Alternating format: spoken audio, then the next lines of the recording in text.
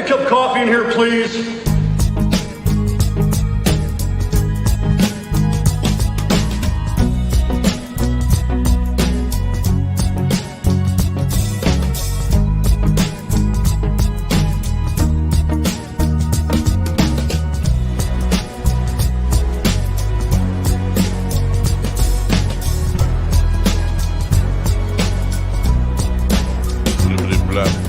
Damn good coffee and hot. Wow, look how dark I am. I'm like dark roast or something. Maybe I need a little more light. How about that? Just a little more? Just a tiny little bit? Nah, let's just stay in the dark. I don't know. What do you think? Good morning, folks. It is Wednesday, March 8th. That makes a difference. Do you care? Do you even care? I did one. Let's go two. That's a little better. I'm not loving that either. I'm not loving anything. Well, anyway, I'm not loving. I'm full of non-love. Anyway, I'm playing over here. I'm playing games. How are you today? You know what's going on in the world? The biggest gaslighting bullshit that ever came down the pike, called Tucker Carlson, is just totally mind fucking the cult of stupid. That's what's going on. And there is no more, nothing we can do about it. There's nothing we can battle the endless stream of bullshit that's coming from Fox News and, in particular, Tucker Carlson. I'm talking about the January 6th, cherry picking like a few moments of footage and trying to insinuate that what we saw on January 6th was something different than it was, that it was an FBI planned thing and no, you know, let's face it, there is absolute proof and common sense about what happened. We know that it was an incitement to overturn an election that people did not agree with. Plain and simple. I'm playing with some different camera stuff here. Do I have I'm not loving that. I'm not loving that at all. That one's way too bright. Anyway, there's nothing you can do about it. And I'm beyond caring, beyond giving, beyond trying to argue with people. Let them believe. Let them believe the Alex Jones stuff. It's stunning to me because I always thought at the root level, when liars get caught, and when there is no way out of the corner that they paint themselves in, sooner or later, everybody admits their lies when they're that deep. Not loving at it. It's Wednesday. I don't have a guest, by the way, today. If anybody would like to pop in, pop away. If not, that's cool too. I'm probably going to end early. I have plenty of work to do. I have misplaced my mojo again. Dead tired, just exhausted. I at the place in life. I don't know if this has ever happened to you. You can see my my little PA system's missing back there because it's in the car. I need to bring it in. If it's ever happened to you that I just at a place in life where I think I feel like I just want to sleep for the rest of my life. Now I know summer's coming, and I know my attitude is going to change. I have a calendar full of gigs now. Some of them good, some of them will be fun, stuff to look forward to for the summer. But it's not summer yet, and I still got the winter blues, and my mojo is missing. And every day, I feel like all I want to do is sleep, but I have to work, and in between work, more work, but fun work, but still work. I don't know if that ever happened to you. It's happened to me, and it feels like It's a struggle. And maybe this is clinical depression that I just never felt it before. I don't think so, though, because I'm still able to laugh, still able to function and get through the day and do the work that I have to do. But it's just a weird fucking thing. Yesterday, I have meetings with people that want you to serve their business, but don't want to get involved. They don't want to help you out at all. And if I look back at a long career serving people in corporations, in small businesses, CEOs, people, entrepreneurs, quite often, unless they are like Mike Shavola, hustlers, guys who, have a lot of energy and passion about what they're doing. They just care about the fucking bottom line, the money. I don't want to do it. I don't want to know about it. Just get it done. Make me a lot of money. Don't call me. I don't want to. What are you asking me questions for about what I want to do? I don't know. That's why I do. Because I don't know what I want to do. That is my experience with high-level, C-level executives. And I'm dealing with a lot of it now. And I don't want to deal with it. I'm tired of it. This is the part that I don't like. And everything in life has things that you don't like. That's just a fact of life. Everything in life. I'm gonna see if I can work with this webcam stuff over here, though. I know I'm in very distracted and very fragmented here. It's Wednesday and I don't have any mojo. Do you? Did you bring some mojo? Mike Shavola, the aforementioned Mike Shavola, is in the chat room. He says, creative passion first and money will follow. Not always. I think that's it. And I totally respect Mike's drive and what he has done with his several small businesses. And it works for him. But I think that could be a dangerous or a misleading cliche that people fall into. Do what you love and the money will follow. That's why you see people in comedy for 20 years or music for 20 years doing what they love, expecting the money to follow, and it never does. Sometimes you have to assess, and I'm not saying Mike is wrong here or I disagree with him on any of this stuff. I'm just saying there are people who take that way too literally and rely on it to produce results in their life. And it doesn't always. Maybe I go in here and purchase settings somewhere. Can I do that? I pardon me for being so distracted and stuff. I am working with a new setup here. I'm trying to enjoy it, but I'm doing it on your time because I don't have a guest. What else am I gonna do? Okay, version history, blah blah blah blah. What's this all about? What launchpad? What are you doing to me, launchpad? Webcam settings. Oh, full camera adjustment. Open. I don't have it on this machine though. I can't open if I don't have it. You dopey. Oh, I can. Look at that. I'm all iClouded and shrouded in. The call man is about to pop in. I'm just giving people fair warning. The call man is about to pop in. Talk about dog hair, hair of the dog, dogginess, dog hair, doggy day afternoons, and all that kind of stuff because he's call man. He's the call man.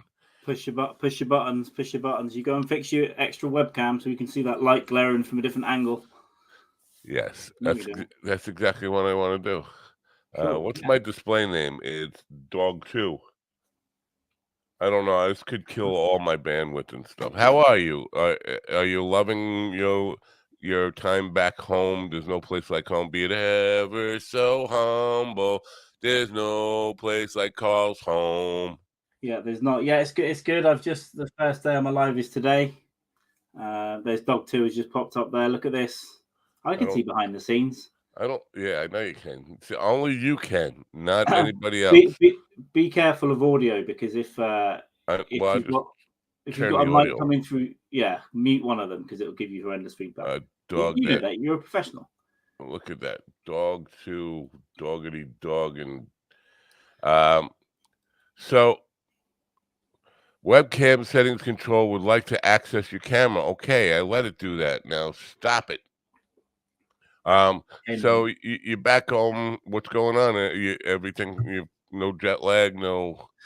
Yeah, I was fucked up. I got back after no sleep, a really long journey on Monday. I was going to go and do a gig, and then very quickly my energy just collapsed, and I was like, I'm going to bed. So wait a minute. You're telling me you lost your mojo? Is that what you're telling me? Yeah, well, I'd been up for about 2.5 days, to be honest, and I've been drinking for 2 days before that. So yeah, it's understandable. The mojo went away a little bit. Yeah. That whole thing with the edibles with you, I think it has to do with mixing edibles with alcohol. I think that's the trick. Ooh, well, that's terrible. That's also the trick. Also, I took 4 times the amount I should have taken for someone with zero tolerance, right? Right. That's also the thing. But yeah, the booze as well. Like, I couldn't move my arms. I could have been raped. Power off. God damn it! Why wasn't I? Would have been a story. I hate this angle. This one over here, I don't like it. Plus, it's the overlay is all fucked up. It's not bad. I would just. The lighting is a little messed up. Yeah, after the show, maybe I reckon you should just bring it a little bit closer and a little bit up. But the angle's not bad. Just a little shunt on there. I'm not loving the way it shows all the mess in the room behind me back there. So anyway, I'm just gonna end it. Get this one out of my face. Isn't that the worst thing? Is mess? Because now I'm in this room. I use this angle at the moment, but I have to pull shit down. I don't want that hanging there. But by the end of the month, I should have some kind of background. But yeah, till then. So with the dogs, are you a dog person? Well, yeah, I've always loved dogs. I've never had a dog. I've never had a dog? No, we had cats when I was a kid that lived for 21 years. And then it's like the conversation's about to go away. But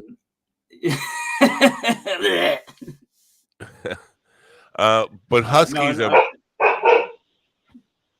Good morning, my dudes. Was that? I heard a dog. Good morning, William. Huskies are big. Good morning, William. Huskies are big, hairy dogs. Are you any reaction to that, like allergies or any of that kind of stuff? When I first went into Brett's place, yeah, because I'm not used to. There's a lot of hair going around, and they're 3 big dogs, and I wasn't used to that much, but I got used to it pretty quickly, actually. But I took a lot home on me. I know. So I've even washed it, and it's still up, but it was on the Brett Brock hoodie, so I thought that was appropriate. It's on the Husky Boy hoodie. Yeah, it will never come off. Sometimes you can wash it. It could go through a wash cycle like 3 or 4 times. The dog hair will still cling to it. It's unbelievable. Hey, right, we got a problem here. As soon as I come on, we got this Michael going, "Where's Will?" Straight away, I'm not good enough. And then big letters now. Good morning, Will. He's an 8-ball. He's become an 8-ball. That's where Will is. He's a big old. I think he's probably in trouble. His wife is yelling at him or something, or so he had to turn off his camera. He's had a pan thrown out of his head. Yeah. Okay. Yeah. No, I did have to help my wife real quick. She had she had a friend drop a bunch of stuff off, so I had to help get her arms unfull. So, do we expect you to be featured on some big arena hockey show in Omaha, Nebraska this summer? You know what? I did. I booked with them yesterday.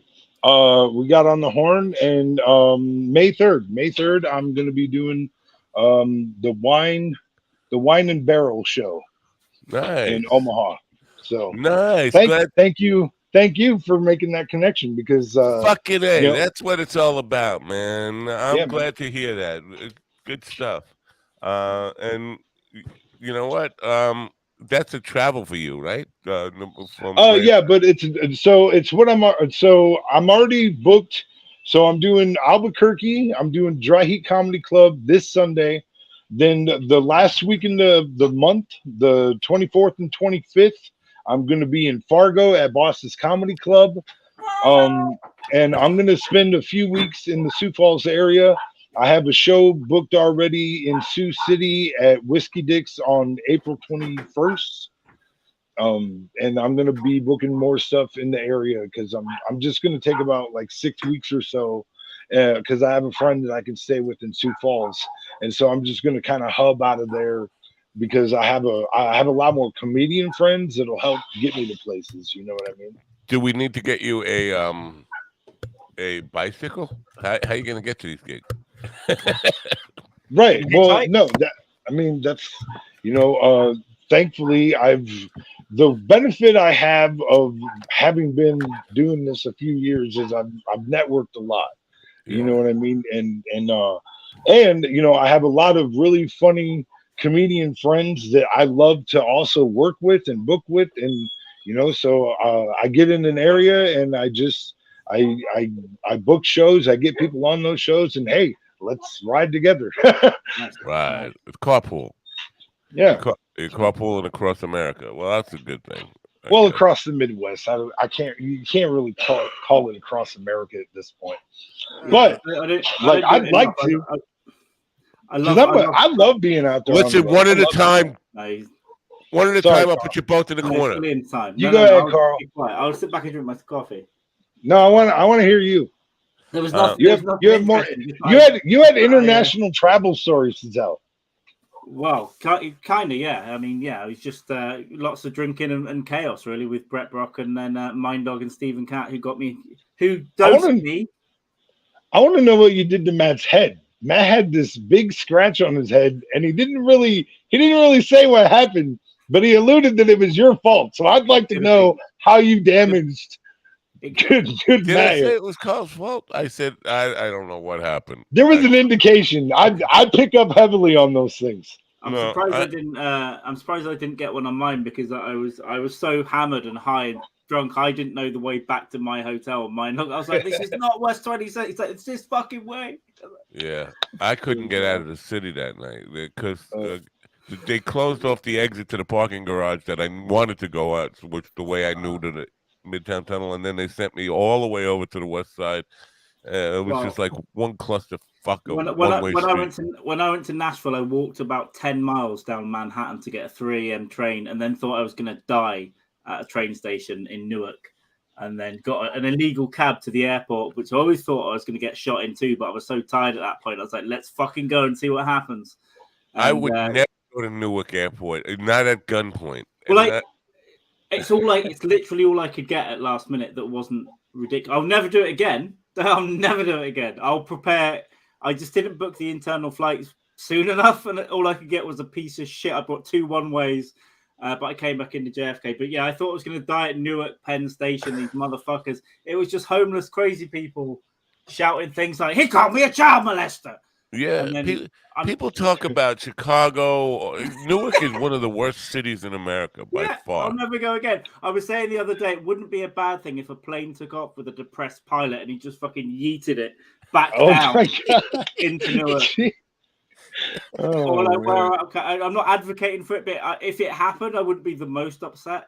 If people have got any family there, I'm really sorry. Tell them to move. But at 3 a.m. at Newark Penn, I'm the only foreign guy, the only foreign white guy. The police are inside. They were great. And as soon as I went outside, I was like, I'm going back in. And then came up with a plan. By the time they come up with a plan, there's even Uber won't go there. I'm like, fuck. And I just saw this one yellow cab. And I thought, I'm going to run for it. Got in. And the door was all loose. He wanted cash. I didn't have any cash. I had to go to an ATM. I thought, well, I'm getting robbed here. This is it. But I just got in. Because I only had 30 minutes to get to the airport. The night was chaos. I'd walked 10 fucking miles, got the Port Authority train, which was good. But everything after that was dangerous. I literally got to the airport on the plane. It was chaos. But yeah, I'll never go there again either. But That's a JFK 's good great. reason. If you're concerned about being robbed, that's a good reason not to do any currency exchange. So, or if all you got on you is pounds or euros or whatever, I didn't even have any cash. I just had my card, so I went to an yes, ATM at a it gas can't be. station and Yeah, got some cash. So yeah. yeah. You can take my phone if you want, but yeah, exactly. But I thought, yeah, when I got in, I was like, well, this is a risk, but I'm so fucking tired, and this is my only chance to get to Nashville now. Was I'm not going. Let's just risk it. So I have a yeah. weird question. Uh-oh. So if you have your bank card or whatever, and that is in euros. So Not. you can't use that to pay for something here, Yeah, can you you? can. You can. Yeah, you can use it internationally. So it just international bank. automatically knows what the transfer is. It's Wow, an that's so international cool. bank. It's Chase Bank. I'm sorry to give away your okay. banking. Well, but most debit cards here now, as soon as you travel, you don't even have to tell them. They know where you are. They track the fucking card. So if you're with it and you use your PIN, they know, and then you can choose pounds or dollars. It's Big Brother. It's Big Brother. They know every penny you spend on everything, and they're writing it down. They say, "Oh, Carl likes this." Carl likes beer. It's gonna be an all digital. It's going to be an all digital world soon. I think they're going to get rid of cash completely, which makes drug trades really hard, right? I mean, backdoor ones, it makes them harder. It's like, well, I have to say this was for a BMX. I don't know. I know plenty dudes that you can Venmo or PayPal. There we go. I know multiple plugs that you can friends and family for the loan. Yeah, they'll take it through Venmo or whatever. Yeah. So how about this?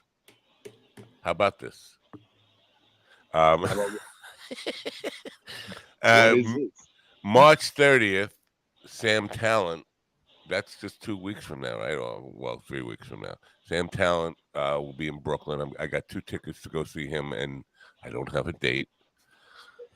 My wife won't go. My wife's not she can't handle Sam Talent.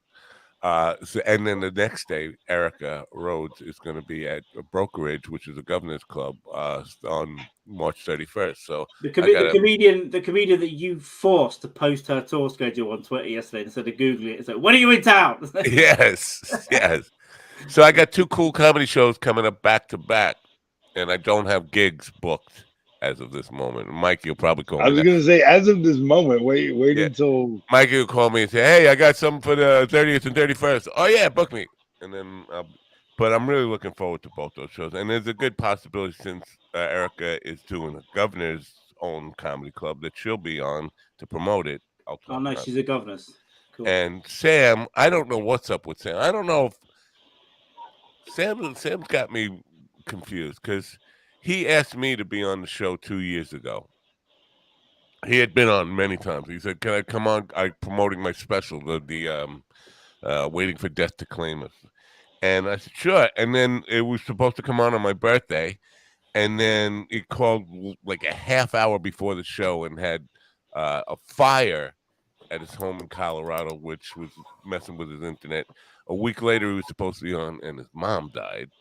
And then a week later, he was supposed to be on, and there was something else weird. And so it just went on for about a month of no, we're going to need to reschedule. And then I never heard from him again. And now he's like really spotty. So I don't know if he's going to be on. I don't know if I did something to piss him off or. No. Honestly, it would have been like he's forgotten, or it was too confusing.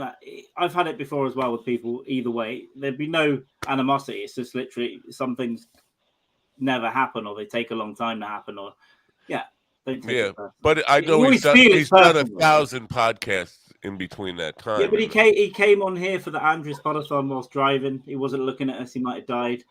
Yeah, that's true. And that was after the gone missing stuff. So yeah, maybe so. But I look forward to, you know what, I think 4 years ago, I told him if he ever comes to New York, we have to have a pact that we're going to get together to smoke a big bowl of whatever biggest bud we can get.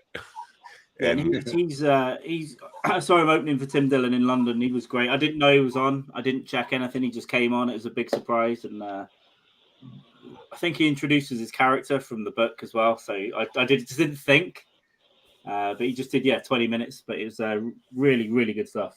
What's Dillon up to? I mean, I don't follow him, so I don't know. But I haven't heard anything from him for a while. There, he was everywhere doing everything. and on an upward. Not as far as A-list celebrities in with that crowd. Is he any Tim Dillon news? Anything going on? He's still got his podcast. I just listened to one today. Yeah, I think he's still got his podcast and getting ready to tour. I think he's still doing gigs. But Somebody had mentioned a movie, a bio of a comedian, and who would be best to play him. And one of the comedians they suggested to play him in the movie was Tim Dillon. I can't remember who it was now. Old man shit. I hate old man shit. It sucks getting old. Anyway, so I'm excited about going to see some comedy shows of two killer comedians. Very different.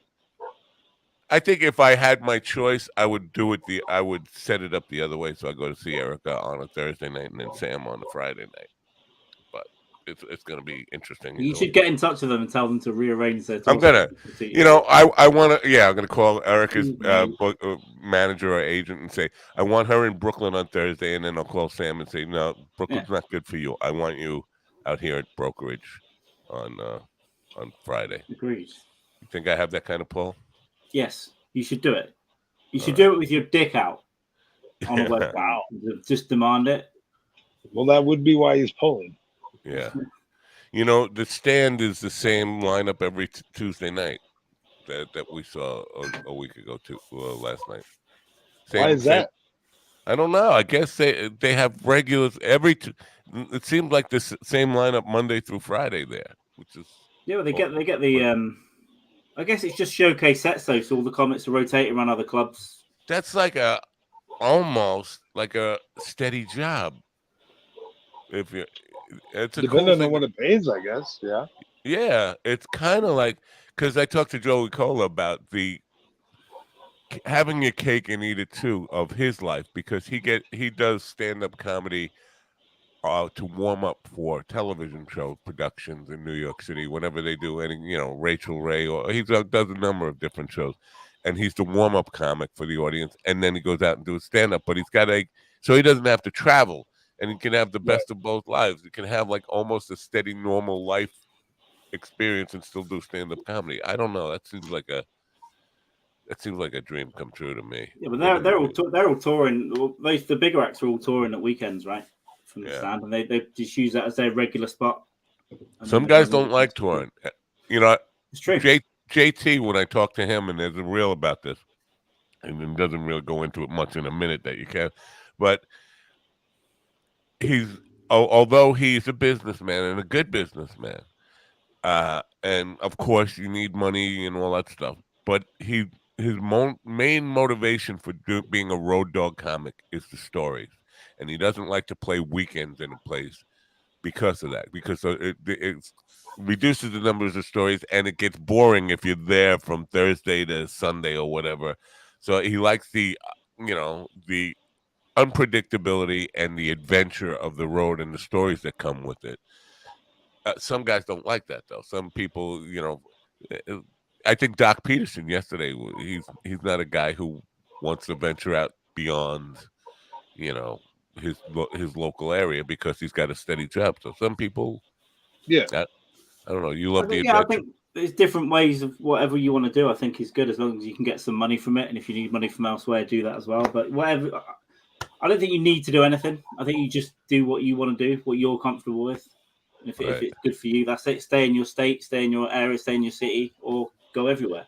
What's the main motivation for you? I'll tell you quite honestly, for me, with gigging and doing as many gigs as I did for many years, doing 5-6 nights a week, the motivation was women. Not that I was going to do anything about it, but just to see pretty women out dancing and seeing different ones. It was like going to an art gallery for me every night because I enjoy looking at pretty women. So that was my motivation, and it had to be different. Like not the same old ones. The same old ones who come to see you all the time.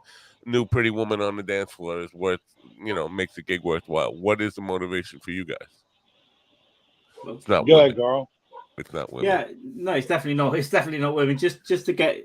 I guess I really wanted to do it, and it became a sort of outlet that when we couldn't do it during COVID, I realized that I really missed it. But then, yeah, I think now it's just to get good at something, just to get good. Is there a difference between traveling gigs and hometown gigs for you?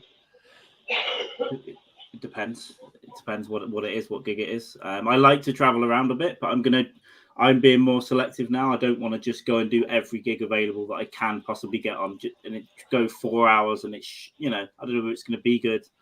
I'm trying to be a bit more selective about the nights that I do now, and I want to work towards my own stuff, building up a longer thing and doing my own shows at festivals and stuff. So, yeah, running my own night. That's the next part. I do a lot. I do way too much comparing comedy to music, and the life. In a lot of ways, there's a similarity with the performance, but in a lot of ways, it's different. And people sitting at a table, even though there could be like lots of pretty women in the audience, if they're sitting there at a table clapping, it's different than watching them try to you don't get their date. Listen, you're not going to complain if the audience aren't monsters. You're not going to complain. Also, it's okay, but you've only got a couple of seconds, and you're thinking about what you're saying next all the fucking time anyway. So I'm not really in it that much. Right. I'm not really focusing on the audience that much. It's just like beans. Yeah.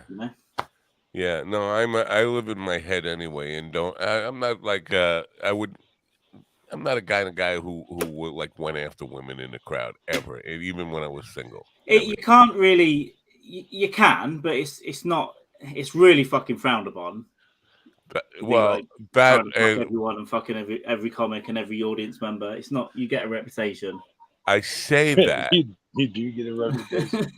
I say that, but at the same time, my first wife, I met it as she was coming to my gigs, and I met her at one. And she was underage. And then the girlfriend I was living with when I met my wife was, I hate to call her a groupie, but she was a groupie. And she was engaged when she first started coming to see the band. She was engaged to a guy who was a biker, big 6'7" biker, part of a biker club. And he was one of the biggest fans of the band. She would come and stand right in front of me and stare in my eyes and sing my songs to me while I was playing on. Like, to me, that's like the worst aphrodisiac, or the most powerful aphrodisiac on the planet. Right. Is having a woman stand in front of you and sing your songs while looking into your eyes. I'd be terrified now. I'd be terrified. I'd be like, what's this? What is this psycho? What does she want? What's going to happen? And you still might give in by the end of the night, but I'd just be, this needs to go after 3 days, because it took me 2 years to do anything about it. My God.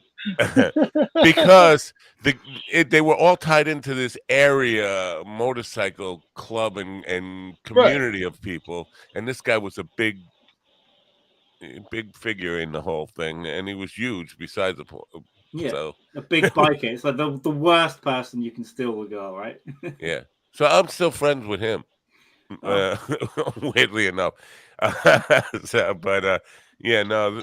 So I say that I would never, but I didn't pursue them; they pursued me. That's well, of course, if there's going to be a busload waiting for you outside the gig, then you have to. What about you, Will? What do you like? Do you like traveling, or is it just anything? Just trying to get out? So I really like the crowd interaction. You know what I mean? The crowd response. Yeah. Or people coming up to me and talking to me afterwards. Because I like to push the envelope. I like to try and make people think a different way and make them a little bit uncomfortable. And that breeds conversation. You know what I mean? Like, people come up and talk to me after a show quite often. You know what I mean? I hate that. I love it. I love it. That's like my favorite part. And like, in Sioux Falls, and this is one of the things that I really missed about Sioux Falls. Like, the comedy community is really cohesive there. So when there's a comedy event, it doesn't matter at what location, really. All of the comics gather at this bar called the Top Hat. The Top Hat, Andy's Top Hat in Sioux Falls, is the comic hangout. And so, and we make sure to tell people that. So, people know, because usually it'll be 8 to 10 comics walk in the door at the same time, and that whole dive bar knows the atmosphere is about to change. There's never you never hear about a bottom hat. No, Top hat. You never hear about a bottom hat. Fine. The bottom hat's probably full of shit. Yeah. Well, generally, because by the time I'm done, the crowd is drunk. And if they're going to come up and talk to you, they're going to be slurring their words big time. They're going to be hammered. And when you're straight, talking to somebody who's hammered or even tolerating somebody. There was one guy who, after a gig, he came up and he shook the band's hand. And he was one of these guys who doesn't let go, and he keeps talking to you while he's shaking your hand, you know. Yeah. And okay, we can let go now. And the drummer, Mike Barone, he finally got to the point. He said, "I can't shake your fucking hand anymore." When I was young, I'd go up to a band and talk about their fucking pedal board or something, but hammered. So I've definitely been there, but I would never do it now. I don't mind people coming up to me, but I just feel awkward. If they compliment, I just feel awkward. I look at my shoes and I'm learning to say a thanks. Thank you. But if someone's cool, you can hang with them after. And there's been a few times I've hung with some people from the audience after, and it's been fun. I stole someone's cocaine once. Of course, what I'm doing now is far different than any of that stuff. Yesterday, I played a nursing home in the afternoon. Just a different kind of pussy. Oh, my God. 125, mostly women. In wheelchairs, every single person in the room in a wheelchair, and none of them could really move at all. And they all enjoyed the show. I did my typically oldies show, Sinatra and Dean Martin and Bobby Darin and Sammy Davis Jr., Tom Jones. And at the end of the show, everybody said I was great. They loved me. They're always asking me when you're coming back and all that stuff. Get in the elevator and. There's a woman. First of all, I'm on the top floor. She's in the waiting for the elevator. I'm in there. She goes, "Are you going down?" It's like, it's the top floor. I can't go up. Right. So yeah, come on in, go down. And she comes in. I said, "Why weren't you at the show?" She said, "I was," but she left a little early. She said, "You need to do modern music so we can get up and dance." I was like, nobody can fucking walk. They can't even stand up. Like, nobody's getting. So she asked me to play. She asked me to play "Hot, Hot, Hot," Buster Poindexter, and "Blurred Lines," Miley Cyrus. Yeah, she's 90 years old.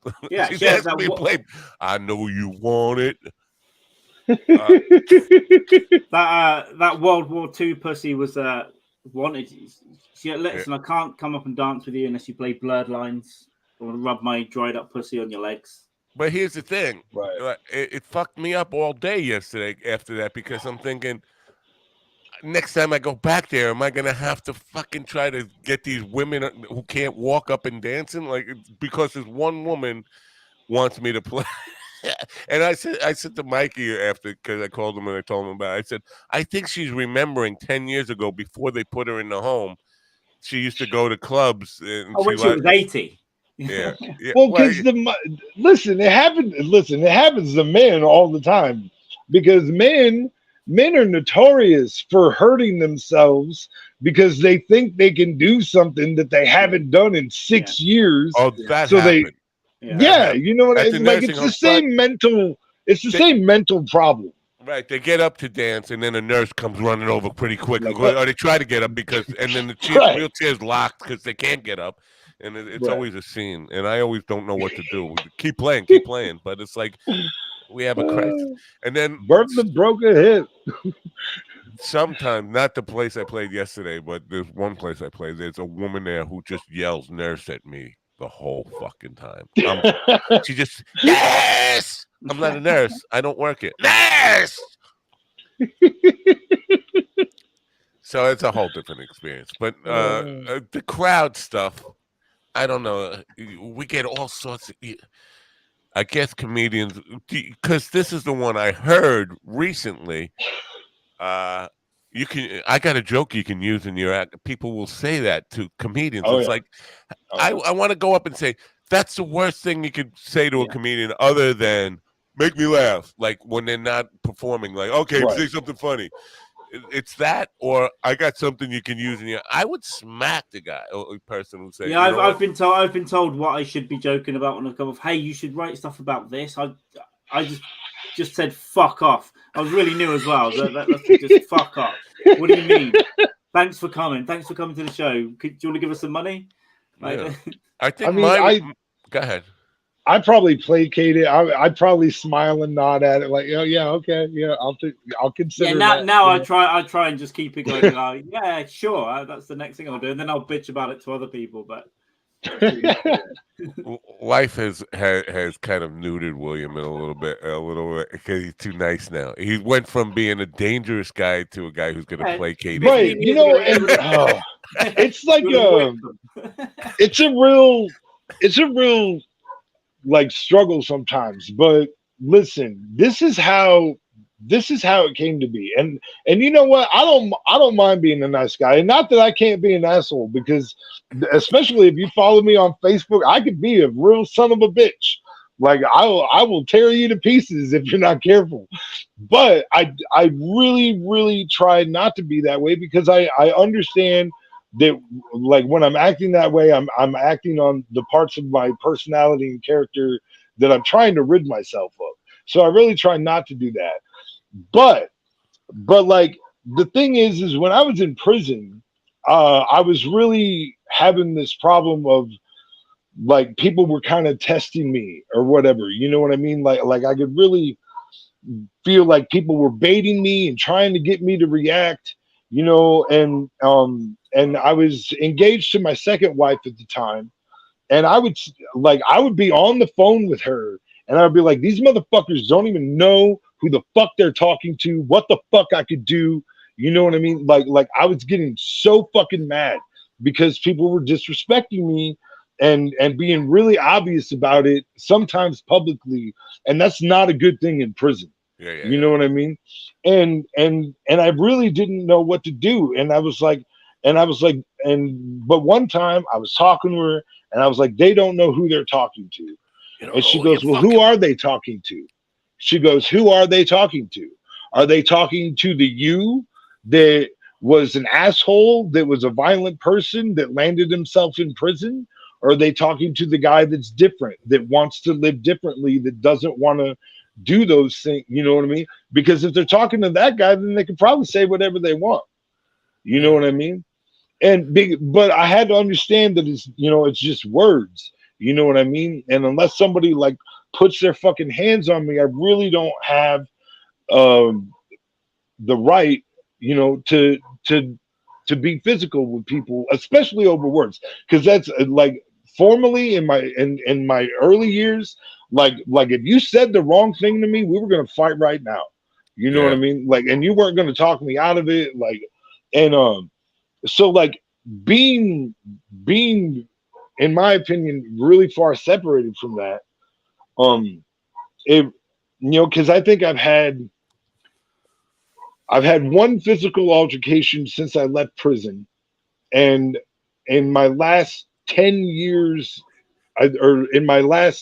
not 10 years, so like the last 4 years before I left prison, I don't think I had a physical altercation. Maybe it was 4 years, something like that.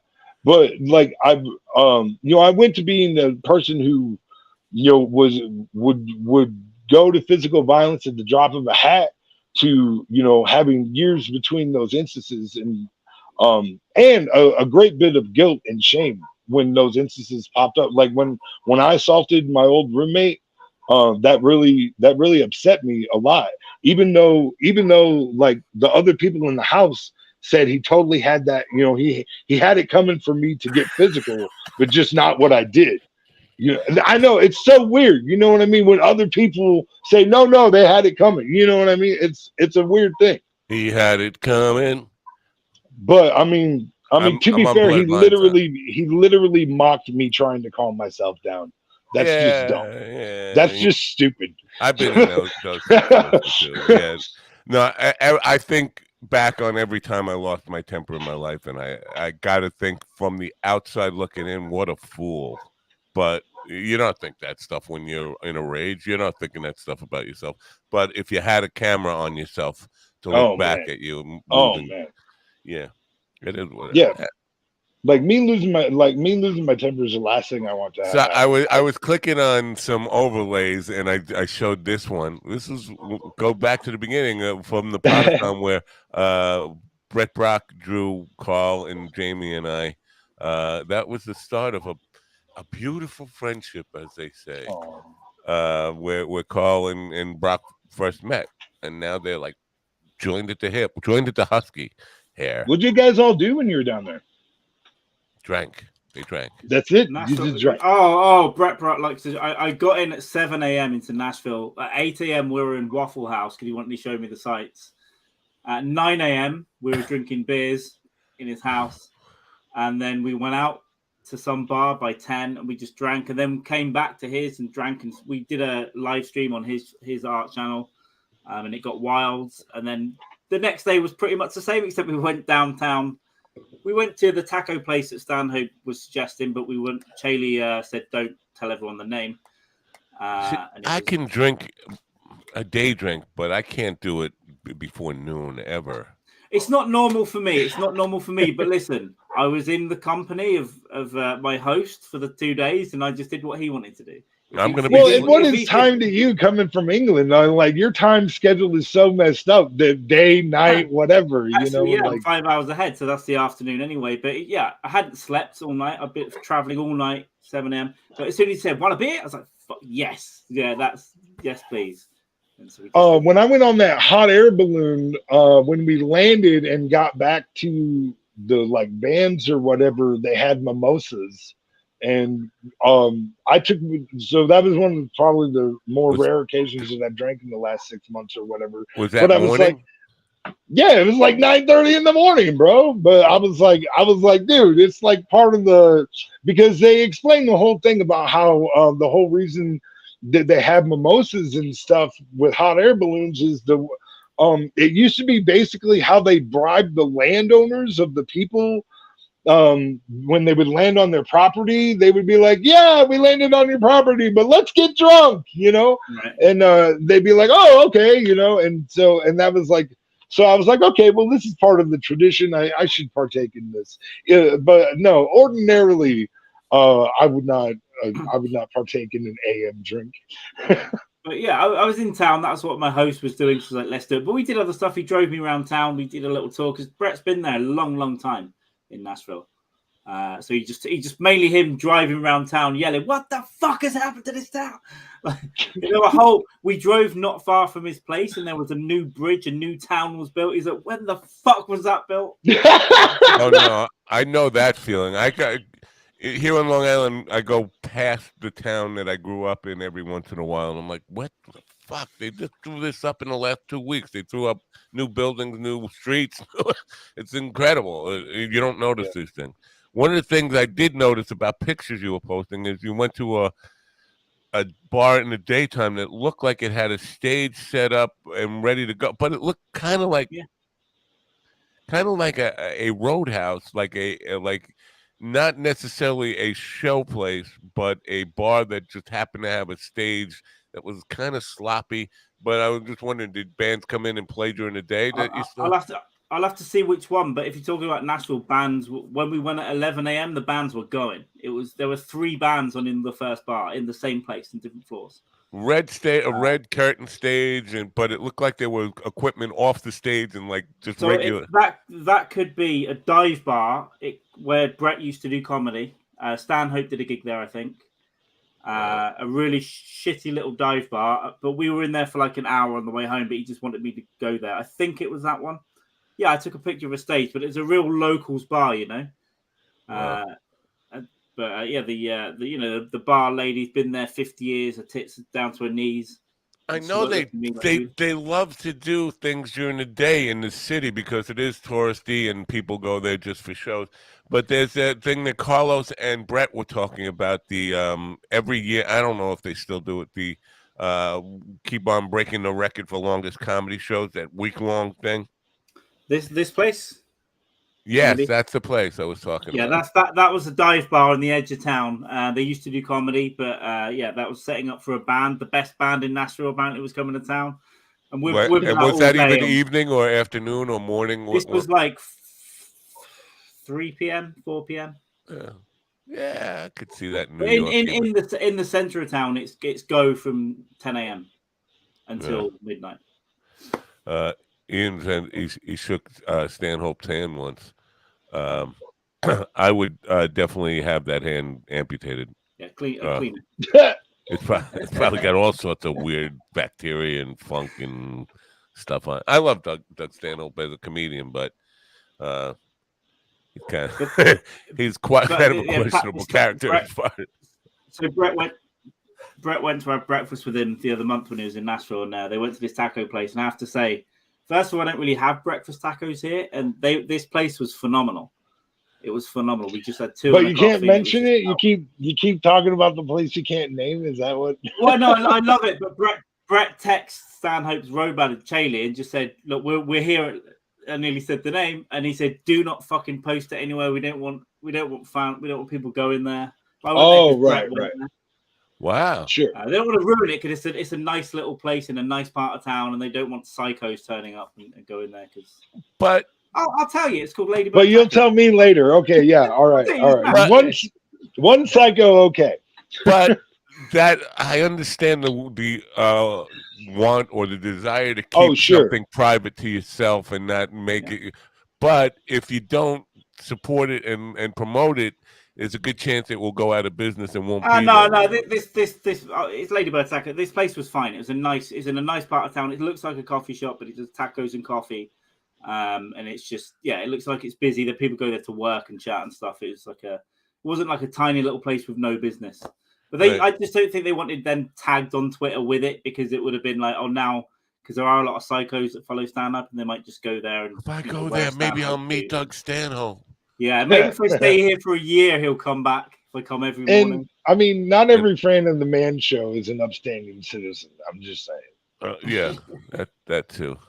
But so those world record things that go on 8 days, an 8-day long comedy show where comedy around the clock. The city is known as Music City, but obviously they got to have a pretty strong comedy backbone.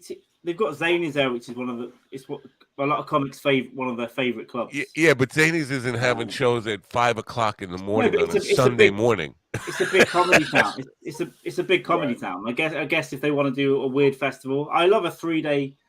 There's a festival that I go to. I had to miss it last year when I was away. But it goes from like midday to midnight, 3 days in a row.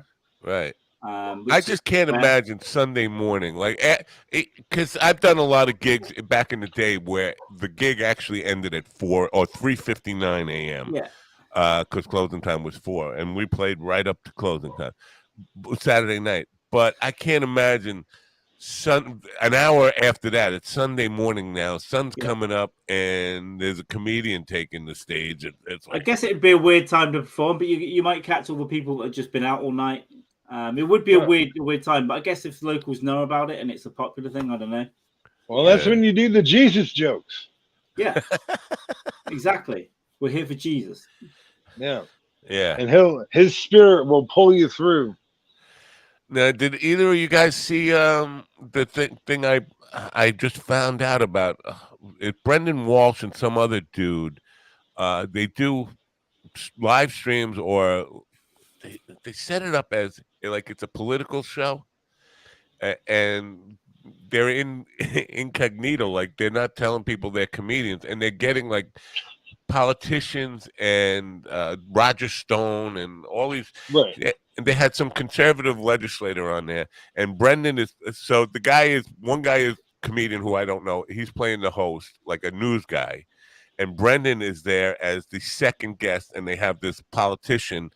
And Brendan is an adult film star, and they're talking about free speech, and Brendan's just bringing it back to, well, this guy, like on the set, the inflation is causing them to want to force actors to do dry anal, and it says in our contract that we shouldn't do dry anal, and we don't have to do dry anal. They can't make us do dry anal. And so then the other guy goes to the politician. Well, how do you feel about that? Do you support the dry anal mandates? And the guy is answering the questions, and both of them are not breaking character. It's like, to me, it's like the essence of Brendan Walsh's comedy in like incredible way. But you can see Roger Stone was getting pissed off. because he wasn't handling it well, and Brendan was just being the dopey guy, not the adult porn star, and he kept acting like there was too much of a delay on the Zoom call, and so the guy would ask Roger Roger Stone a question, and Brendan would start talking. He's like, "Brendan, I'm talking around. Oh, there must be a delay. Why don't you pop off? You know what? I think I'm gonna pop off." And but then he wouldn't. Then he'd go, "I think I'm muted," and the guy would be trying to have a conversation with Roger Stone. He goes, "No, I'm muted, man. They can't hear me." And like, "No, we can hear you." He's just playing it up, stupid. Yeah, Brendan's great. I don't watch enough of his stuff. I need to get down the rabbit hole a little bit, but every clip I see is always great. He's incredible, man, and the fact that he can do that without ever like losing his shit and feeling like, I don't know. That's a hard thing to do. Prank phone calls is not an easy thing to do, to just stay balanced. It feels like the Daily Show has met between two ferns. Yeah. Yeah. So, but if you can see that, I put it on Twitter a couple of days ago. Just check it out for a few minutes. I promise you will laugh hard, especially when he's asking this politician about the porn stuff. And the guy says, he starts out by saying, I look at porn like, and the guy says, "Oh, you do look at porn. Well, that's good, because now you have I'm not saying I look at porn. I watch porn. I never said I watch porn. No, you did. You just said you look at porn." And the guy like a church going Christian guy. So Ralph wants to know if my refrigerator's running. No. That's my answer to that. Is your refrigerator running? No. Okay. Prank phone calls over. There you go. Yeah, I have a fan running, but I think it's too far away from the mic. Yeah. So so that's it. That's my story for a Wednesday. I have no mojo. There we go. Well, we came on to fill in your quiet day. Yeah. Normal. I think. You had no guests, so we thought we'd be your guests. Do I have a guest tomorrow? I think I do. Do I? Can you tell me? Neither one of you guys know if I have a guest tomorrow. I don't. You have a lot of loaded episodes. John Gibbs, I have. Yeah, I do. John Gibbs on Friday, who's a comedian. Tonight, Edward Miskey, Sex, Drugs, and Cancer. The guy's a comedian, actor, voiceover guy, who was diagnosed with terminal cancer and decided to go out hard, party hard, max out his credit cards, do all the cocaine. And he went into remission? Oh, it was a bad diagnosis. Isn't that what happened in like Last Holiday? Isn't that what happened in that Queen Latifah movie? Like, I don't know, but she was going to die, but it was fake. I don't know. So he's like 50K in debt. He's left his wife. It happened to this dude for real. I could see it happening to me, because that would be my strategy. If I don't go to doctors just for this reason, because I don't want to hear that you have 6 months to live. But if I went to the doctor and he told me I had 6 months to live, every fucking credit card I had would be maxed out by the end of the day. And I would be married for tomorrow. I wouldn't do the coke, but I'd find a way to just go on adventures and do everything and spend all my money and go crazy, and then to find out, oh, sorry. We're definitely getting that DMT trip in. I know that. Well, you sell the house first. You sell the house and get the money first. You skip town, and then you can buy a fake ID, all that shit, and then you max out your credit cards, and you just sit somewhere in fucking Haiti or somewhere in the south of Florida, or where no one's gonna find you, and just do it there. Your name's Wat Mapo. Haiti, I don't know. Haiti might be pushing it a little bit. They do voodoo down there. Yeah, I don't know if that's true, but if they do, then they definitely do voodoo down there. There we go. That's for sure. Now, my friend Gary, who's from Haiti, I did a card trick once, and it pissed him off, and he thought it was voodoo, and then he was going to contact a witch doctor to turn me into a rat. Dude, that's awesome. There was so my older sister is Mormon, and she had this Mormon boy staying with her a couple of years ago, and I showed him the trick where if a kid's laying on the floor and you hold them up by their arms and they dip their head and you hold them up there for a few seconds, if you lay them down, it'll feel like they're it will feel like they're falling through the floor because of the like changes in circulation. And so when he felt like his arms started slipping through the floor, he like got up and freaked out. He's like, "What is that?" And I was like, "It's magic, buddy." And he like just started freaking out. "You can't do magic on me. I'm Mormon. I'm gonna go to hell." Oh yeah, Like, yeah, yeah. oh my god. I'm like, it's not that kind of magic. I never heard of that particular thing before. Oh yeah, no, that's super fun. It's super cool because and like your face will feel like it too. Like I'll your try it upper with a chest, your arms and your face, basically because you're draining all the blood out. And so as that blood moves back in, it creates this psychological effect of feeling like you're falling through the floor. But it's just the blood going back into your veins and shit. Yeah, I'm gonna try it with a kid in public. Some random kid when the parents aren't looking in the shop. Yeah. I'll just start dangling. What are you doing? Magic. Make sure somebody's taping it. Right. This whole world that we live in, you have to make sure that somebody's taping every moment. Yeah. It doesn't exist unless you film it. It's all about content creation. That's all I care about. That's right. So I saw a clip yesterday. I don't know if you saw it. Two guys were at like a coffee shop recording a podcast with the window behind, and a car comes around, crashes into the window behind them. Right, the car hits them here. One guy doing the podcast is off, and the one guy's like, "Huh?" And as he's getting up, he's getting his phone out and filming it. Like he nearly died. It's a big, it's like a Jeep or something hits the window, right? Let me ask you about this, Carl, because I saw that. I wanted to bring it up Monday. Yeah. Do you think? Because I've watched it several times, and I didn't say this on Twitter because I did not want to be an asshole and everybody jump on me and say, You're gonna say it's fake. I think it was fake because you look at the glass. First of all, the glass is Hollywood safety glass. It doesn't break. The actual windows themselves are made out of safety material, almost like that restaurant was expecting cars to come crash into that window. And yeah, I mean, who knows? It seemed really. Listen, I'm not blaming if that's what they did. I don't think you'd get insurance to have non-stunned people a foot away from a car driving into a window, whether it's a safety window or not. I think you could if you built the window and they said like a Hollywood production. If you have enough money and you say, listen, we're going to put this window here. I don't think they're a big part. It seems like a lot of work for like. It also seemed like incredibly skillful driving, not to go any further and hurt the guys. I think they've hit the brakes from some way out and they're skidding, right? They're skidding into the fucking window. But yeah, I guess it seems pretty solid. Watch the clip. Now, this is why I didn't post that I thought it was fake, because I know people would. Yeah. And then you're not doing this, but there would be people who say, you don't know what the fuck you're talking about. You can't fake that, whatever. Well, you could fake it, but I just don't know how. I'm sure we can Google it and find out. Well, it's probably a local news article. Could we? Right. I don't know if you have. I'll do the research. How about I do the research for you? And I'll Too bad I don't have the clip to play for people, because I would. I meant to grab it the other day, but I've been so busy. But calm down, Jordan.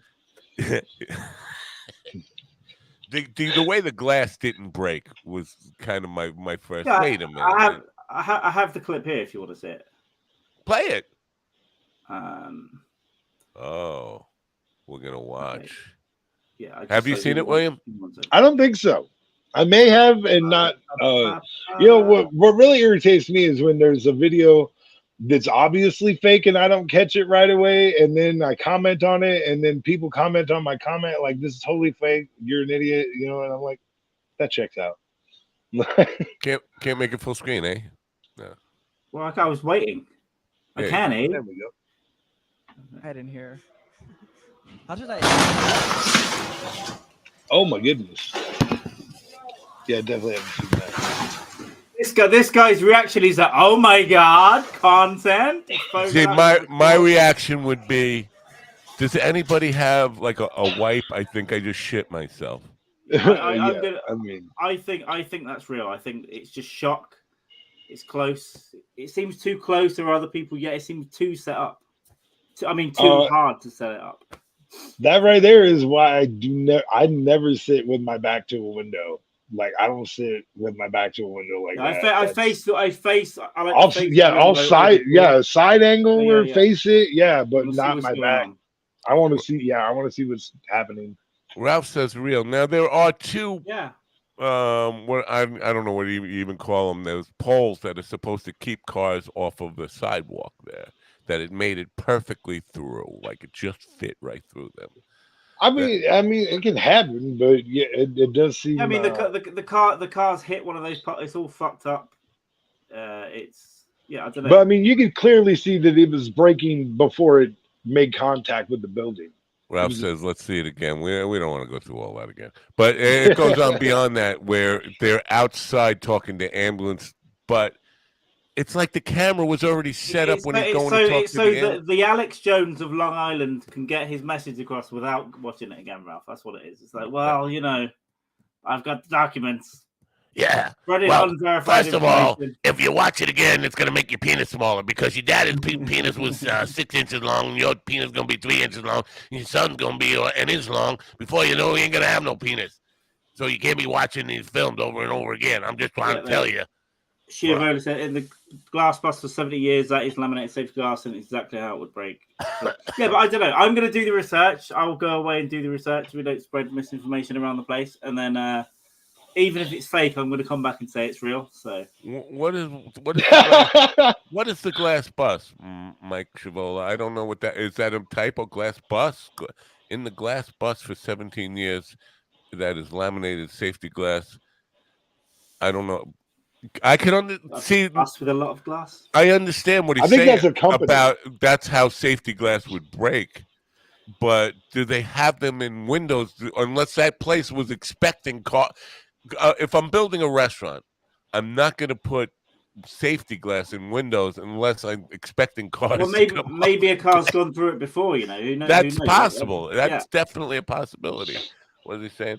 That is 1.5 by 4 aluminum storefront tubing. Mike knows his window stuff. You got the expert. He was in the window. That was window business. He was in the glass business. Oh, business, not bus. Yeah. He was abbreviating. No, put a period on that so we can tell him and also, biz is B-I-Z, even though business is B-U-S-I-N-E-S-S. Biz is B-I-Z. You can't confuse the mind dog that easily. It's not fun. It's not good for the audience. Nobody gets anything out of that. It's a lose-lose situation for the entire world. Oh, my God. Anyway. So tonight, sex, drugs, and cancer. We'll get to the bottom of this. This is what I would do. I know Carl will be sleeping, and the rest of you people will be out fornicating. I'll try and catch up with it. No, I'll probably check it out. If it is cold, it's 12 inches close to the ground. It has to be safety in every. In every restaurant, in every city, in every place. That's surprising to me. I bet you there's a lot of them that aren't. Oh, for sure, yeah. People will get it because it's way more expensive, right? So you just do the cheap one, right? And older buildings. We just bought the place. Fuck code. No, here's a couple $100. Look the other way. That kind of thing goes on a lot, probably. That a lot of people do that kind of stuff, and then they go to upgrade their business and run into all sorts of coding problems because they didn't code. It will get them down the line somewhere because it always catches up in the end. Car will go through it. Now you got Ralph taking the Lord's name in vain. See, I don't appreciate that. Well, you got Ralph in New York anyway. Oh, well, they're not in New York. They're in California, and in California, you don't have to do anything. There's no rules in California. I don't know that to be true. There's probably a rule. Probably a rule that you have to have glass. Hey, 12 inches. I'll post a link in the chat, and you can. That's what I would say. We'll just send you a link. 12 inches from a door. It has to be safety too. Look, Mind Dog is posting links. That's cool. I like that. What are the chances we'd have the glass experts in? When who is it? Oh, is this some stuff with Dave, with Flat Earth Dave? What is this? What the Dave suing me stuff? That's the link. Well, what are these links? I see links. Oh no, they all say Dave New World. That's to the That's to the video. Dave New World is the Crash. podcast thing. And Oh, that's okay, their all Twitter right. handle. Okay, gotcha. No, I don't know. I got to contact a lawyer today. And you guys in the chat room, if you know a local lawyer that can I don't know if Constantino's my guy, if Joe Chubbs is my guy. I need a lawyer. The flat Earth guy. I don't know, Carl. You said I should put some energy into doing like expose Well, I think him. that is a full-time job doing a hate thing, to be honest. But yeah, I don't know enough. I saw another channel getting flagged about something the other day, and they were going back and forth. But I know YouTube can be wrong in these things as well. When it just goes, there could be a legal thing. If you appeal, you better make sure you have the legal proof to play it. I think that's what I saw in the chat last night, but I don't know where that was from. Somewhere in the US, I think. Yeah, so I have to. They want me to prove that I'm going to sue him over my copyright, even though they identified him. It's a weird thing to ask. So you sue them. I can understand them. What the video that I watched last night seemed to suggest for someone else. They were saying if you appeal this now, you may have to legally prove that you had a right to play it, or you have a right to pull it down, or. Yeah, so the question becomes this. Do I just let him put the video back up, even though the video makes me look like a dick? Not because of the argument I'm making, but because he superimposed a globe on my head and a fucking clown nose. Well, I could just let him put it up. It is getting me lots of traffic. I'm getting those flat earthers constantly all day long. So someone mocking you isn't enough to get a video taken down, but if it is a copyright thing, then it is a copyright thing. Yeah, because it's his video. No, it's my video. That's what I'm saying. He's not even in. His voice is in. It was me. It was in the beginning. What my podcast basically was me doing this. I had this up on a screen, and I would talk to my phone, and it was just me on the video. He's not in it at all. His voice is in it. So you show me. He pulled it down. It's not even up on my channel anymore because I didn't have a whole lot of value. It was 3 hours of me and him just arguing about, stupid nonsense, not even real flat earth. But he originally wanted the video pulled off your channel. Yes. And then he that's the shitty part, that then he's now putting it up. Because I think even if he's talking, I think they could still get away with it being transformative, that he's commenting. Well, he's claiming that we had an agreement that we would share the content, and I don't do that, and I would never do that. Yeah, if that's a lie, then and so Andy's had it taken off your channel. So that's my position. Shouldn't he have to prove that we had that agreement? Not that I should prove that we didn't have that agreement. Yeah, I mean that's impossible. Post the signed contracts with my signature on it. Right. Yeah. So that's the claim, that he's claiming that we had an agreement because it was an interview of him. I said, why isn't all 1,500 of my interviews? Why are I sharing the content with them? And what do I get out of it? If that's how I lose. The only thing I get out of it, the way the value transfer works is they get to talk to my audience. I get the traffic from having them be on the show. That's the value trade. So why would I give him my content so they don't have to come to my channel? Then I got nothing out of it. Right. Well, and you wouldn't, like, he's taken it off of you, so it's not like it wasn't a fair trade for you to both use it, because he took it from you. Right, he downloaded it, down, and now he's saying, "No, it's our agreement." It doesn't seem right. Yep, and I think that's a violation of their rules anyway. Just to pull down somebody else's content to download it, I don't think you're supposed to do that without signing up for YouTube Premium. Anyway, oh my God. So I guess I'm probably just going to let it go. But I would like to talk to a lawyer to see if I could just send them a cease and desist letter, and then that would be enough. Right. But I need to talk to a lawyer about that. I don't know this shit. So it will start a small war with the idiots, but they believe the Earth is flat, like Ralph said. You're worried about the guy that thinks the Earth is flat, something that he did. So yeah, I can't wait to ask that question on Sunday. No, I'm not worried about what a guy who thinks it's off. Earth is flat. I'm worried. I am angry that he took my video and is altering it and so people aren't listening to the arguments now. They're just looking at me with a globe on my head and a clown nose and say, "Oh, look at this dude." And then it's like not a fair debate. Then if I take you and I Yeah, want but to it have doesn't. Okay, so that's not the argument you can make, though. It's okay to take someone's video and make them look like an idiot. It's okay to do that. It is with fair use. Yeah. But so don't mention that as your argument. That's what you feel. I get it. No, that's why I'm just explaining to Ralphie that's why that's the only No, reason. I get it. It'd be like, you motherfucker. Yeah. Yeah. If you want to put it up, you know what? If he did want to put it up just as is, I don't think I'd have any problem with it. I'd just say, yeah, let him put it up. I mean, it's getting me traffic anyway. It's getting me lots of haters from the flat earth people coming to call me a dick every day. But yeah, and I'm it loving seems that. off for him to use YouTube to get it pulled, and then for him to take it to YouTube and then copyright or not accept your thing. Yeah, it's just fucked up. All right. We'll end it here. But my belief on this thing is the legs on the flat earth movement have to be really tired right now. They're running out of gas. And at some point in the very near future, you would think they'd have to be done, right? Because when there's space travel, though, but only a limit for years, for like 20 years, it'll only be a select few people that go up see space. That's After true. that, it'll get cheaper and cheaper. True. But they've got a decade or two. Do you think that's because Virgin Atlantic was booking last 6 months ago when I thought about proposing this? And what will they say? What will they say? They'll say it's CGI. We can't prove we didn't go up there. They'll say if you send Dave, if I grab Dave and I say, "Come on, this is the challenge. I'm buying your ticket. You're coming up with me." You're coming up. We're live streaming this motherfucker. So you can't say it was. How much are tickets to Virgin Atlantic space travel? $2,200. Is that all? Yeah. Is that all? They don't. It's not like you're going to the moon. They take you up to space for an hour, and they say, "Okay, take your cameras out, take some pictures." Okay. Right. Yeah. You're out of the atmosphere, basically. That is a great piece of content to pay for him to go up with video. Fuck yeah. That'd be amazing.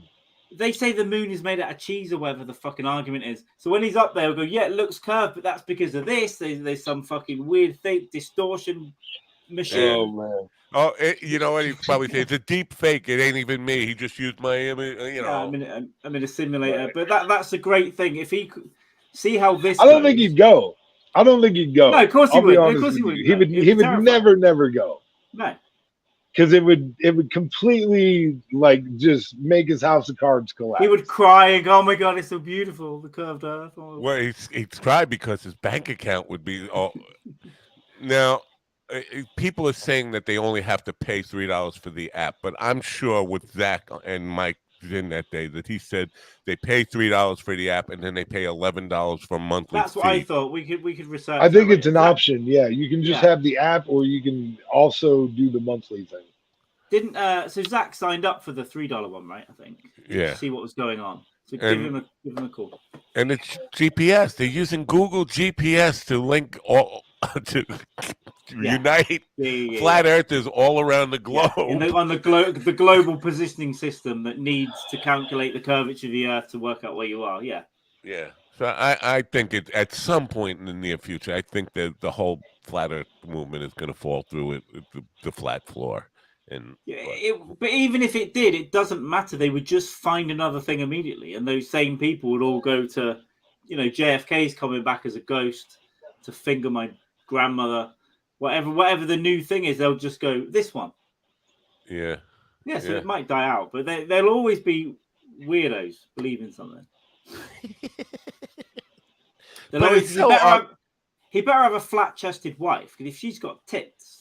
I don't know. I think it goes against. Oh, there's a picture of him and his wife, because I was doing some research on him, trying to find out. It's just research. Well, because I got his address and stuff, I was checking out, where he lived. I'm just seeing how much. I wouldn't say that on air. I wouldn't say that on air in case anything happens. What?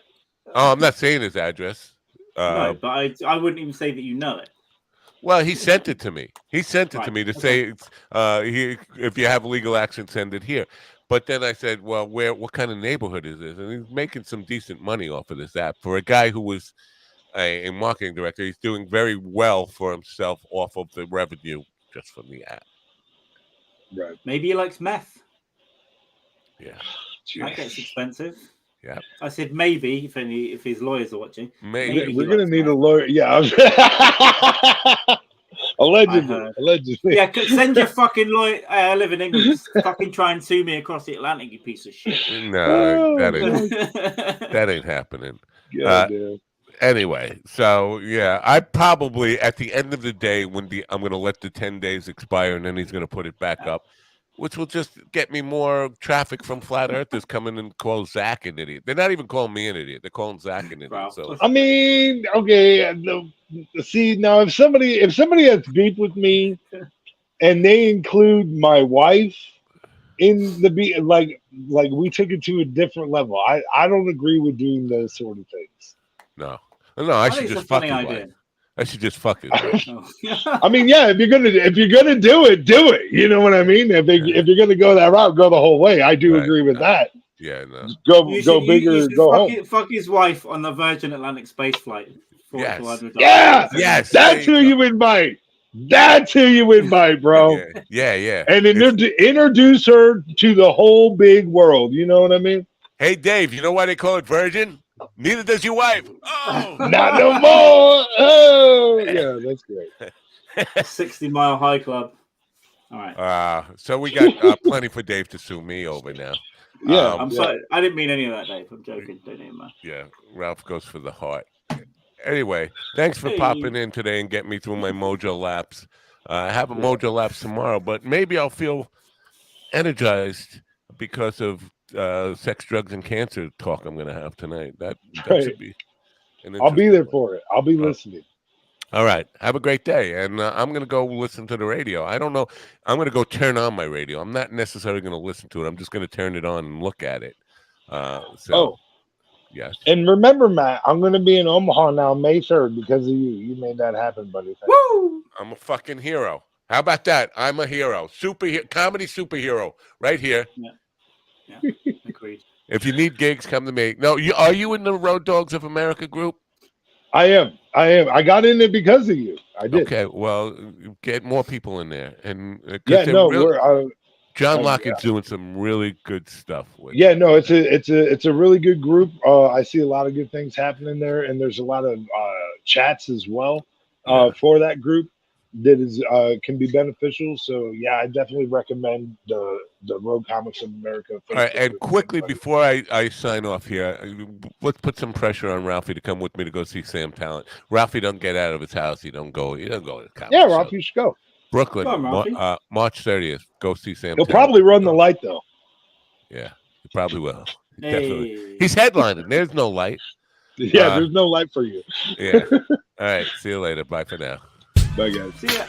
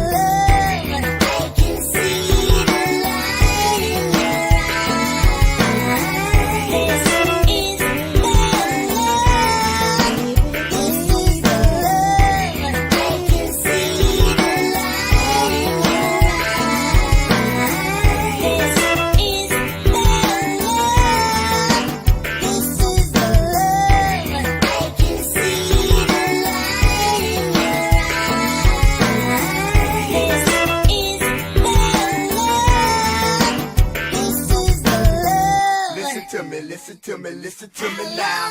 Listen to me, listen to me, listen to me now. Listen to me, listen